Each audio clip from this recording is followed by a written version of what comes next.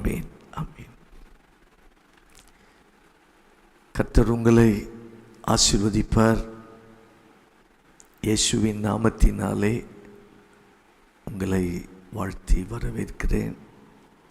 கர்த்தர் உங்களோடு கூட அவர் இருக்கிறார்.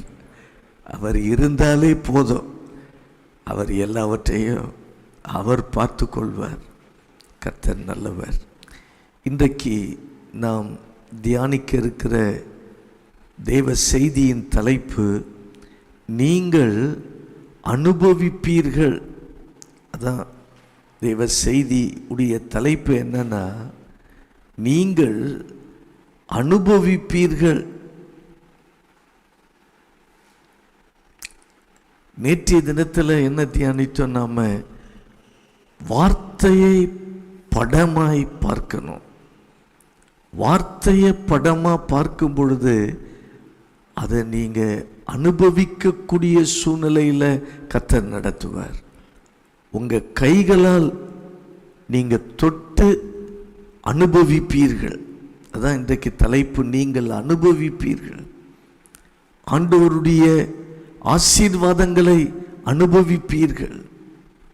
ஆண்டவருடைய வாக்குத்தத்தங்களை அனுபவிப்பீர்கள். அதுதான் ஆண்டவருடைய விருப்பம். நம்ம ஏதோ வார்த்தையை கேட்டோம், வார்த்தை நல்லா இருந்துச்சு, வசனம் பைபிள் வசனங்கள் நல்லா இருந்துச்சு, அதோடு முடிவடைகிறது அல்ல. அதை நம்ம வாழ்க்கையில் அனுபவிக்கணும். அதை நம்ம வாழ்க்கையில் தொட்டு பார்க்கணும். 1 யோவான் 1ஆம் அதிகாரம் 1வது வசனம். 1 யோவான் 1ஆம் அதிகாரம் 1வது வசனம். ஆதி முதல் இருந்ததும் நாங்கள் கேட்டதும் எங்கள் கண்களினாலே கண்டதும் நாங்கள் நோக்கி பார்த்ததும் எங்கள் கைகளினாலே தொட்டதுமாயிருக்கிற ஜீவ வார்த்தையை குறித்து உங்களுக்கு அறிவிக்கிறோம். பிரியமானவர்களே, உங்களுக்கு தேவன் எல்லாம் ஆயத்தம் பண்ணி விட்டார். ஆயத்தம் பண்ணி வைத்திருக்கிறார். உங்களுக்கு எல்லாம் ஆயத்தம் பண்ணப்பட்டு இருக்கிறது. இந்த வார்த்தையை கேட்டுக்கொண்டிருக்கிற உங்களுக்கு சொல்கிறேன், உங்களுக்கு எல்லாம் கர்த்தர் ஆயத்தம் பண்ணி வைத்து விட்டார். உங்களுக்கு நல்ல வாழ்வு தேவன் ஆயத்தம் பண்ணிட்டார். நல்ல சுகம் தேவன் ஆயத்தம் பண்ணி வைத்திருக்கிறார். நல்ல உயர்வுகள் தேவன் ஆயத்தம் பண்ணி வைத்திருக்கிறார். நல்ல நன்மைகள் தேவன் ஆயத்தம் பண்ணிட்டார்.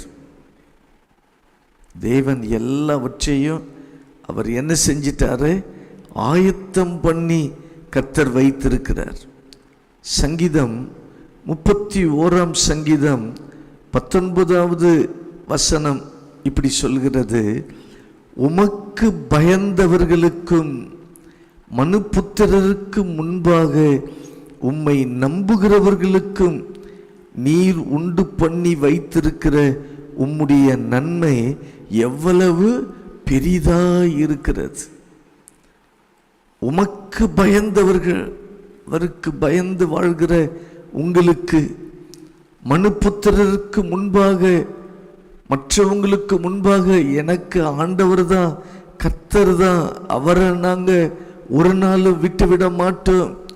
அவரை நம்புகிறவர்களுக்கு தேவன் உண்டு பண்ணி வைத்திருக்கிற நன்மைகள் அவர் எல்லாம் ரெடி பண்ணி வச்சிருக்கிறாரா? அவர் உண்டு பண்ணி வைத்திருக்கிற நன்மைகள் எவ்வளவு பெரிதானது. அப்போ ஆண்டவர் உங்களுக்கு ஆயத்தம் பண்ணின அந்த ஆசீர்வாதம், அந்த நன்மை, அது எவ்வளவு பெரிதாய் இருக்கிறது.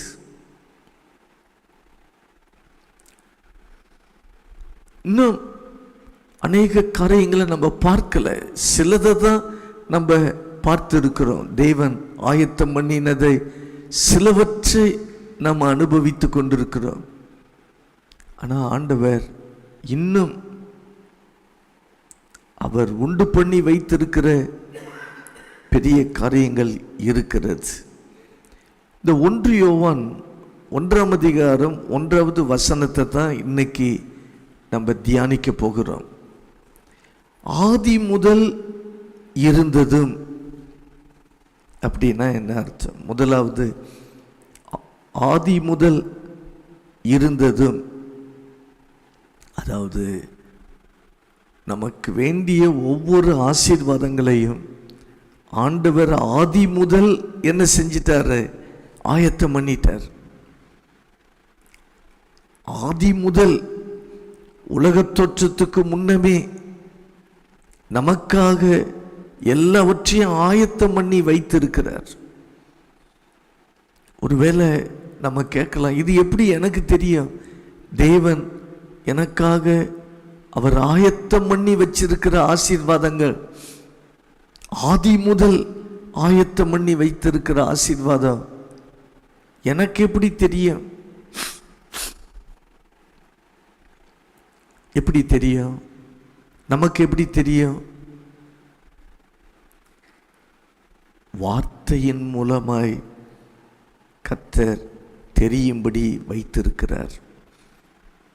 நமக்குரிய நன்மைகள், ஆசீர்வாதங்கள் வார்த்தையின் மூலமாய் கர்த்தர் வெளிப்படுத்துகிறார்.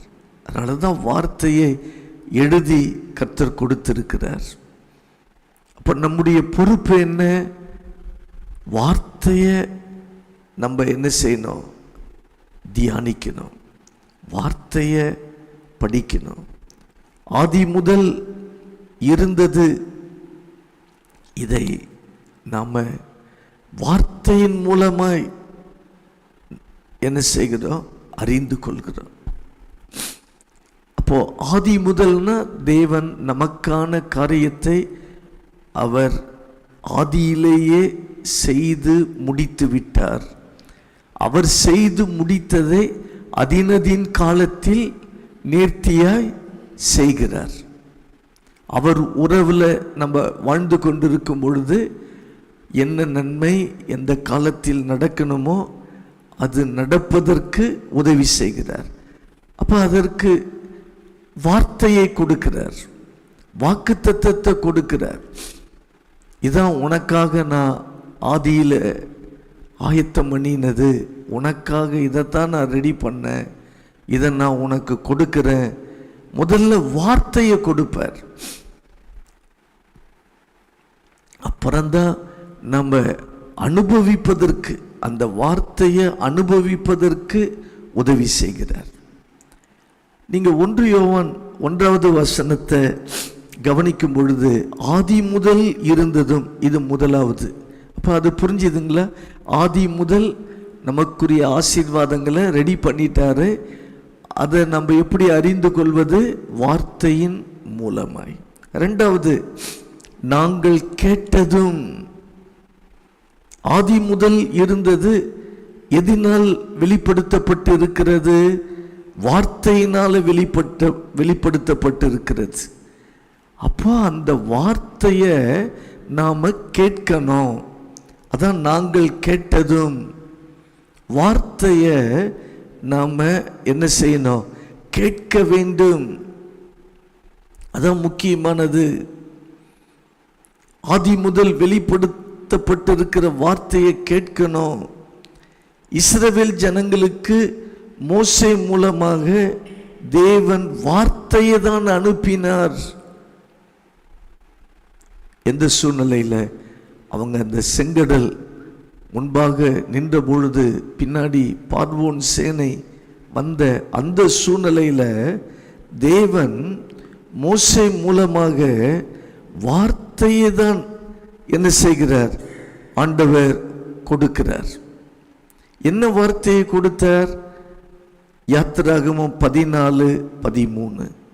அப்பொழுது மோசே ஜனங்களை நோக்கி, பயப்படாதிருங்கள், நீங்கள் நின்று கொண்டு இன்றைக்கு கர்த்தர் உங்களுக்கு செய்யும் ரட்சிப்பை பாருங்கள். இன்றைக்கு நீங்கள் காண்கிற எகிப்தியரை இனி என்றைக்கும் காண மாட்டீர்கள். வார்த்தையை ஆண்டவர் கொடுக்கிறார். பயப்படாதீங்க, நின்று கொண்டு நான் செய்யும் ரட்சிப்பை பாருங்கள். வார்த்தையை கேட்க வச்சார். அப்புறம்தான் செங்கடல்ல பிரிக்கிறார். நம்ம எப்பவுமே நல்லா புரிஞ்சுக்கணும், எனக்கு இந்த தேவை இருக்குது, அந்த தேவை இருக்குது, இது எப்படியாவது நடந்துடணும், இது நல்லா நடந்துடணும் அப்படி நினைக்கக்கூடாது. ஆண்டவரே, இது நல்லா நடக்கணும்னா எனக்கு வார்த்தையை கொடுங்க ஆண்டவரே, நான் வார்த்தையை கேட்கணுமாப்பா. வார்த்தையை கேட்டுக்கொண்டு இருக்கிறீங்களா? நீங்க அனுபவிக்க கர்த்தர் உதவி செய்வார். சிலர் வார்த்தையை கேட்பாங்க, பாதி கேட்டுட்டு பாதி கேட்காம போயிடுவாங்க. அப்படி இருக்கக்கூடாது. வார்த்தையை தெளிவா கேட்கணும். நல்ல நம்முடைய காதை திறந்து ஆண்டவர் வார்த்தையை நம்ம என்ன செய்யணும்? கேட்க வேண்டும். இப்போ உதாரணத்துக்கு சொல்றேன், உங்க பேர்ல ஒரு பத்திரம் இருக்குதுன்னு வச்சிங்க. உங்க பேர்ல ஒரு பத்திரம் இருக்குது, அதை வாசிக்கிறாங்க. அப்போ அதை எப்படி கேட்பீங்க? உங்க பேர்ல இருக்கிற ஒரு நிலத்தின் பத்திரம். இப்போ கவனமாக கேட்போம் இல்லைங்களா? எவ்வளோ பெரிய நிலம் நமக்கு இருக்கிறது. ஒருவேளை அப்படி நமக்கு அது வாசிக்க புரியலினாலும் ஒரு லாயரை வச்சு அதை வாசித்து நம்ம புரிந்து கொள்ளும்படி என்ன அப்படி முயற்சிகள் எடுப்போம். எங்களையும் ஒரு லாயராக தான் வச்சிருக்கிறார். இப்போ நாங்கள் என்ன செஞ்சிட்டு இருக்கிறோம்? இப்போ நான் என்ன செஞ்சிட்டு இருக்கிறேன்? வார்த்தையை விளக்கி சொல்லி கொண்டு இருக்கிறேன். அப்போ நீங்க என்ன செய்யணும்? கவனமா கேட்கணும். வார்த்தையின் மூலமாய் கர்த்தர் உங்களோடு பேசுவார், அதை கேட்கணும். அப்போ ஆதி முதல் இருந்தது உங்களுக்குரிய எல்லா நன்மைகள் ஆதியிலேயே கர்த்தர் ஆயத்தம் பண்ணி விட்டார். அடுத்த ஸ்டெப் என்ன? நாங்கள் கேட்டதும் கேட்க வேண்டும். முழு கவனத்தை செலுத்தி வார்த்தையை கேட்கணும். அதான் முக்கியமானது. ஆண்டவருடைய வார்த்தையை நம்ம எப்படி கேட்கணும்னா, முழு கவனத்தை செலுத்தி என்ன செய்யணும்? கேட்க வேண்டும். அதான் நீதிமொழிகள் 4ஆம் அதிகாரம் 20வது வசனம் சொல்கிறது, என் மகனே என் வார்த்தைகளை கவனி, என் வசனங்களுக்கு உன் செவியை சாய். என் வார்த்தைகளை கவனி. வார்த்தையை கவனிக்கணும். இந்த பலிபீடத்திலிருந்து ஒரு வார்த்தை வரும் என்றால் ஆவியானவர் உங்களோடு பேசுவார். அப்ப கவனமா கேட்கணும். முதல்ல ஆதி முதல் இருக்கிறது என்று விசுவாசிக்கணும். எனக்கு வேண்டிய ஆசீர்வாதம் எல்லாம் ஆதி முதல் இருக்கிறது. 2வது 1 யோவான் 1 பார்க்கிறோம், கேட்டதும். அடுத்து சொல்லப்பட்டிருக்கிறது, எங்கள் கண்களினாலே கண்டதும். 1 யோவான் 1:1 எங்கள் கண்களினாலே கண்டதும். அப்போ உடனே நம்ம கேட்கிற வார்த்தை எங்க வரணும்? நம்ம கேட்கிற வார்த்தை எங்க வரணும்? நம்ம கண்களுக்கு முன்பாக வர வேண்டும். முதல்ல தேவன் ஆதியிலே ஆயத்தம் பண்ணி வைத்திருக்கிறார். அதை வார்த்தையின் மூலமா வெளிப்படுத்துறார். அதை நாம கேட்கணும். கேட்பது மட்டுமல்ல, நம்முடைய கண்களினால் அதை பார்க்கணும். அதைத்தான் விளக்கி சொல்லி கொண்டிருக்கிறேன். வார்த்தையை படமாக பாருங்கள். பைபிள் வசனங்களை நம்ம எப்படி பார்க்கணும்? படமா பார்க்கணும். இந்த வசனத்தை வச்சு தான் சொல்கிறேன், கண்களால் எங்கள் கண்களால் கண்டதும். அப்போ வார்த்தையை, எந்த வார்த்தையை நீங்க படிச்சாலும் தியானித்தாலும் அதை படமா பார்க்கணும். எந்த பிரசங்கத்தை கேட்டாலும் அதை படமா நீங்க என்ன செய்யணும்? பார்க்க வேண்டும். அப்படி பார்ப்பதற்குத்தான் ஆண்டவரிடத்துல பிரகாசம் உள்ள கண்களை எனக்கு தாரும் ஆண்டவரே என்று நம்ம கேட்கணும். எனக்கு நீங்க என்ன ஆயத்தம் பண்ணி வச்சிருக்கிறீங்க? ஆதி முதல் ஆண்டவரே என்ன ஆயத்தம் பண்ணி வச்சிருக்கிறீங்க? அதை நான் உங்க வார்த்தையின் மூலமா கேட்க விரும்புகிற, என் கண்கள் மூலமா நான் காண விரும்புகிறேன். அதை நான் படமா பார்க்கணுமாப்பா. அப்படி நம்ம ஆண்டவர்கிட்ட கேட்கணும். அதோடு நின்று விடக்கூடாது. 1 யோவான் 1:1 சொல்கிறது, எங்கள் கண்களினாலே கண்டதும் நாங்கள் நோக்கி பார்த்ததும். அப்போ அடுத்த ஸ்டெப் என்னது? நாங்கள் நோக்கி பார்த்ததும். இப்ப நோக்கி பார்க்கிறதுனா என்ன? கண்களினால் கண்டதை நோக்கி பார்க்கணும். நம்முடைய மனக்கண்கள்ல நம்ம பார்க்கிறதை நோக்கி பார்க்கணும். அப்படின்னா என்ன அர்த்தம்? நோக்கி பார்த்தல்னா என்ன அர்த்தம்? திரும்ப திரும்ப திரும்ப நீங்க கேட்டதை, நீங்க கண்களினால் பார்க்கிறதை திரும்ப திரும்ப பார்த்து கொண்டே இருப்பதுதான் நோக்கி பார்த்தல். புரிஞ்சுதுங்களா? உங்க கண்களால வார்த்தையை பார்க்கிறீங்க, படமா பார்க்கிறீங்க, அதை திரும்ப திரும்ப நீங்க பார்க்கிறீங்கன்னா அதான் நோக்கி பார்த்தல். இதைத்தான் ஆண்டவர் சொன்னார், நின்று கொண்டு பாருங்கள், நோக்கி பாருங்கள். நான் உங்களுக்கு செங்கடலை 2 என்ன செய்வேன்? பிளப்பேன். பார்வோன் சேனையை அழிப்பேன். ஆண்டவரை நோக்கி பார்க்கணும், வார்த்தையை நோக்கி பார்க்கணும். அப்போ முதல் ஸ்டெப் என்ன? 1 யோவான் 1:1 ஆதி முதல் இருந்தது. ஆதி முதல் இருந்ததுன்னா என்னது? உங்களுக்கான எல்லா ஆசீர்வாதங்களையும் அவர் ஆதி முதல் ஆயத்தம் பண்ணி வைத்து விட்டார். அதை எப்படி நம்ம அறிந்து கொள்வது? வார்த்தையின் மூலமாய் வெளிப்படுத்துகிறார். அப்போ வார்த்தையை நம்ம என்ன செய்யணும்? கேட்கிறோம். அடுத்தது நம்முடைய கண்களினால நம்ம காண்கிறோம். கண்களினால் பார்க்கிறத திரும்ப திரும்ப பார்க்கிறது நம்ம நோக்கி பார்க்கிறோம். அதையே ஃபோக்கஸ் பண்ணி நம்முடைய மனது போக வேண்டும். அடுத்து கடைசியா கைகளினால் தொட்டதும், கைகளினால் தொட்டதும். இதுவரை பார்த்து கொண்டு இருந்ததை கைகளினால் தொடக்கூடிய விதத்தில், அனுபவிக்கக்கூடிய விதத்தில்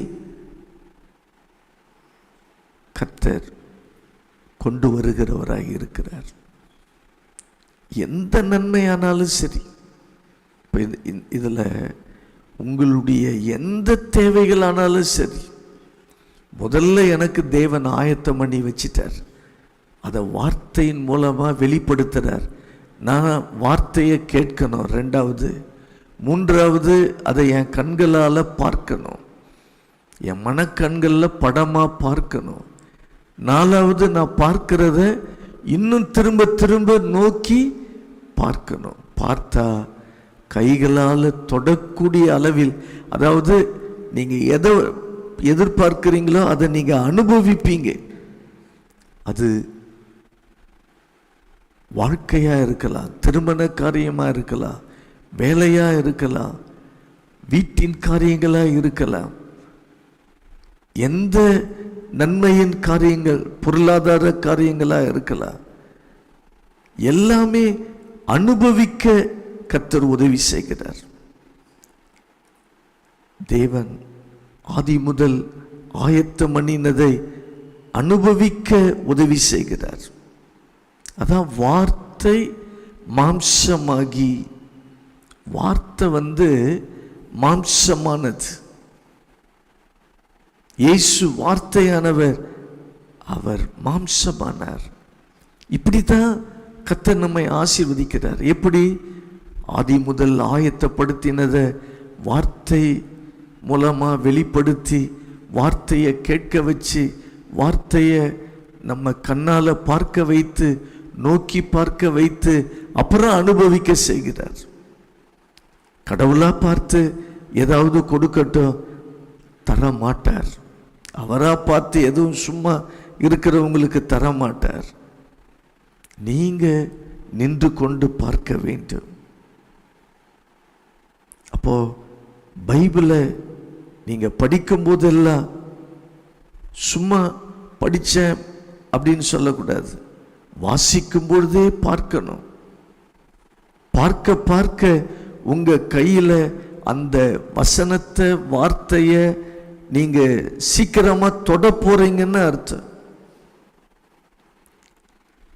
ஆசீர்வாதத்தை அனுபவிக்க இந்த காலையில கர்த்தர் ஒரு அழைப்பை கர்த்தர் கொடுக்கிறார். உங்க வாழ்க்கைக்கு முன்னாடி ஒரு சிவந்த சமுத்திரம் போல சில சூழ்நிலைகள் இருக்கலாம். அதை கர்த்தர் ரெண்டாக பிரிப்பார். நீங்க அதில் நடந்து போவீர்கள். எப்படி பார்வோன் சேனை இஸ்ரவேல் மக்களை எதிர்த்து வந்த பொழுது அந்த செங்கடல் வழியாக அவர்களும் வருகிறார்கள். கர்த்தர் அந்த செங்கடல்ல அமிழ்ந்து போகும்படி கர்த்தர் செய்தார். நீங்க ஆசீர்வாதங்களை அனுபவிக்கும் பொழுது உங்களுக்கு எதிராக சத்துரு கிரியை செய்து கொண்டே இருக்கிறான். ஆனா அவன் அமிழ்ந்து போகும்படி கர்த்தர் செய்வார். எந்த சத்துருடைய வல்லமைகளும் மேற்கொள்ளாதபடி அமிழ்ந்து போகும்படி முழுகடிப்பார். அதனால நீங்கள் உங்கள் ஆசீர்வாதத்தை நீங்க தொட்டு பார்க்க போறீங்க. நீங்க அனுபவிக்க போகிறீர்கள். எல்லா ஆசீர்வாதங்களையும் அனுபவிக்க கர்த்தர் உதவி செய்ய போகிறார். நம் ஜெபம் பண்ணுவோம். நல்ல ஆண்டவரே, இன்றைக்கு நீங்கள் அனுபவிப்பீர்கள். இந்த தலைப்பில் இருந்து 1 யோவான் 1ஆம் அதிகாரம் 1வது வசனத்திலிருந்து தியானிக்க உதவி செய்ததுக்காக நன்றி செலுத்துகிறோம். எங்க விசுவாச வாழ்க்கை எப்படி இருக்கணும்? அப்பா ஆயத்தம் பண்ணினதை வார்த்தையின் மூலமாய் நாங்கள் முதல்ல கேட்கணும். 2வது நாங்கள் அதை கேட்கணும். 3வது எங்கள் கண்களால் பார்க்கணும். 4வது நோக்கி பார்க்க வேண்டும். 5வது நாங்கள் தொட்டு அனுபவிக்கக்கூடிய விதத்தில் நீங்கள் ஆசீர்வதிக்க போறீங்கப்பா. எல்லாம் வார்த்தையில தான் இருக்கிறது. ஆதி முதல் அப்பா ஆயத்தம் பண்ணி இருக்கிற ஆசீர்வாதங்கள் மேல் எங்களுடைய விசுவாசம் இருக்கட்டும் அப்பா. மகிமைப்படுங்க. இந்த நாளை விசேஷித்த விதமாய் ஆசீர்வதித்து கொடுங்க. உங்க திட்டம், உங்க நோக்கங்கள் நிறைவேறட்டும். உங்க மகிமையின் பிரசன்னம் எங்களை நிரப்பட்டும். இந்த ஜெபத்தில் கலந்து கொண்டவர்கள், புது சர்ச்சில் கலந்து கொண்டவங்க, ஆண்டவரே ஆன்லைன் மூலமாக கலந்து கொண்டவர்கள், இங்கு நேரடியாய் வந்திருக்கிறவர்கள் ஆசீர்வதிங்க. இயேசுவின் நாமத்தில் ஜெபிக்கிறேன் நல்ல பிதாவே, ஆமேன் ஆமேன். கர்த்தர் உங்களை ஆசீர்வதிப்பார். தோத்திரன்.